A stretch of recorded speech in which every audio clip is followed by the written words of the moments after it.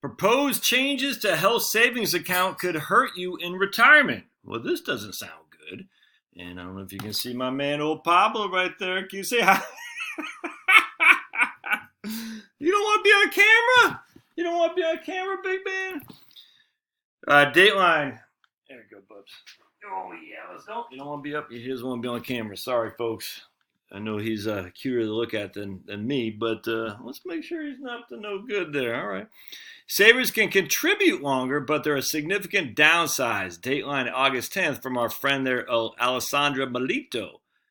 What does that say in her Dow 26666 or something like that?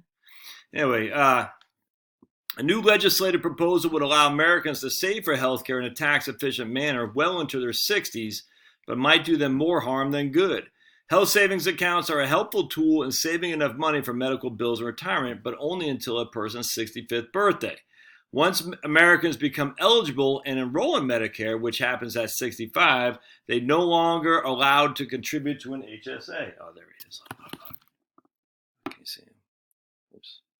There he is. Hi, Pablo. He's the star of the show. You got to love old Pablo. There are certain cases when an individual can delay Medicare enrollment and therefore continue saving an HSA, but improperly deferring enrollment risk accruing massive penalty fees. So don't do that. Under the current plan, once a person enrolls in Medicare, he is no longer allowed to contribute to those pre-tax dollars, but he can withdraw what's he saved and earned in that account to pay for health expenses, including Part B premiums and copays. I'm just saying he because everyone now is going she, and I say, look, let's do a little bit of both, all right? So everyone's saying she can do this to offset what we used to say he. And I say, let's bring it back a little bit. So he can be allowed to contribute to so once a person is enrolled in Medicare, you are no longer able to contribute to an HSA, but you can withdraw that in order to pay your Part B premiums and copays. The Health Savings for Seniors Act, sponsored by a Democrat from California, rep, would allow Medicare beneficiaries to continue participating in an HSA, but would eliminate the ability to use money in their HSA towards their Medicare Part B premiums. Why? One of the best things about HSAs... Hey, Danielle Roberts! Woo, look at that! Danielle's in here. One of the best things about HSAs are that someone can diligently save in it for 10 to 15 years before retirement, and the bank will allow that money to pay for Part B. From Danielle Roberts, our buddy over at Boomer Benefits. Awesome. Eliminating this provision would be a disservice to older Americans, she said. Right on, Danielle. The bill would also charge a penalty for any withdrawals used to pay for non-qualified health expenses. In its current form, account owners can use their savings for any purchases after 65, whether they're for medical purposes or not. In the current form, account holders can use their savings for any purchases after 65, whether for medical purposes or not, and simply pay an income tax on withdrawals. It would, okay, gotcha. The bill was introduced in July and has to pass through House and Senate and ultimately President Trump. Charge a penalty for the opportunity to save in an HSA past 65 and even while enrolled in Medicare is a huge for older Americans, Roberts said, especially considering the fact that many people are living longer and thus working longer. If you were able to continue maxing out retired at 75, you'd have a significant amount more money to spend on health care.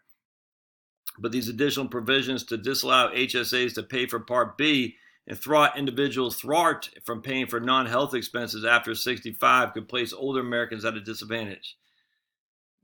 But I don't know. I mean, the point about the HSA is to pay for health expenses. So thwart from paying for non-health expenses, I don't agree with that. Financial advisors tout HSAs as one of the most beneficial ways to save for retirement. Medical expenses are staggering during this phase of life. Oh, God, for the love of God, man. For the love of the good Lord. The average couple retiring this year can expect to spend $280,000 on health care, not including long-term care. And HSAs offer a triple tax benefit where contributions, investing, earnings, and withdrawals are all tax-free if used for eligible expenses. Advisors caution investors to contribute as much as they can up to the max if possible and avoid touching those assets until retirement. HSAs aren't feasible for everyone. The maximum contribution is $3,500 for a single and $7,000 for a family, and accounts are only available to people with high deductible health plans which aren't a good option for some families. No chewing. No chewing on my pillow. No siree, Bobby. What does her hat say? It says Dow something 20,000. I'm not sure. That's interesting. So Danielle's in there. I love it. Let's see what kind of comments we have. What's wrong with today? Okay, some states don't conform to the federal HSA rules. What that means is that the contributions are included in state wages and so on 401ks to some. All right. Yeah, no, here's Thomas. Excuse me, Bubs. Excuse me. Thomas Bruno, beware the encumbered asset, bait in a steel trap. I completely agree with that. So, all right, anyway, all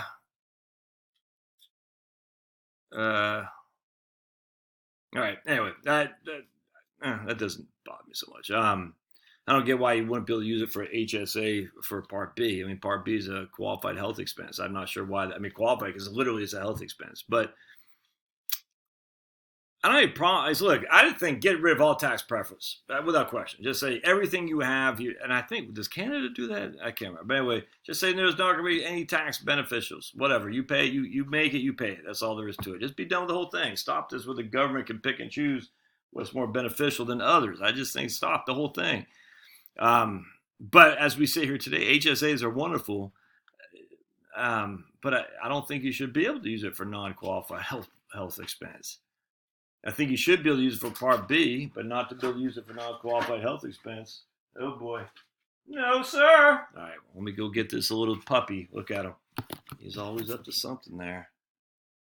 What are you doing over there, Pablo?